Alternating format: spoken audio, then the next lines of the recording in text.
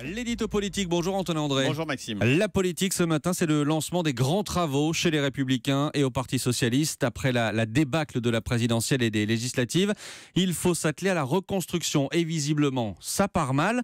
On commence avec les Républicains. Oui, c'est la purge avant la reconstruction. Mardi, le bureau, ou plutôt le tribunal politique, va exclure à tour de bras Thierry Solère, Franck Riester, les leaders du groupe des constructifs à l'Assemblée nationale.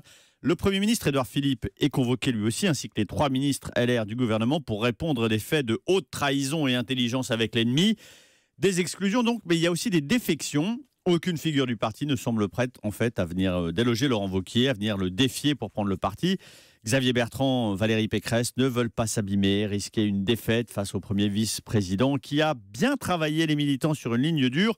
Rien à gagner, tout à perdre, donc tout le monde reste à l'abri pour travailler son image de président de région, très modéré, en vue de 2022.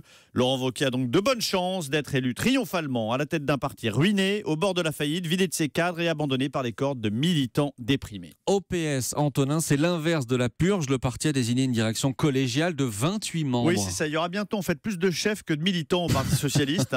Alors la bande des 28, des apparatchiks pour la plupart, dont certains n'ont jamais gagné une élection de leur vie, c'est la belle équipe censée redonner du souffle au PS. Un PS en panne de leader. Le plus connu est un vieux de la vieille et l'expérimenté Julien Drey, adepte du billard à 5 bandes, nommé porte-parole. Najat Vallaud-Belkacem, on l'attendait. C'est vrai qu'elle aurait pu être l'incarnation du nouveau Parti Socialiste.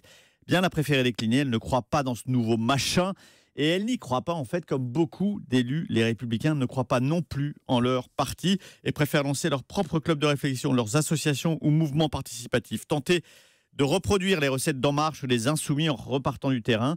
Ceux qui s'accrochent chez ces tripes pour lancer la reconstruction de ces vieilles maisons sont en fait frappés du syndrome du Titanic. Leur parti coule, s'enfonce irrémédiablement et tel l'orchestre du paquebot, ils continuent à jouer. Merci beaucoup, c'était l'édito politique d'Antonin André.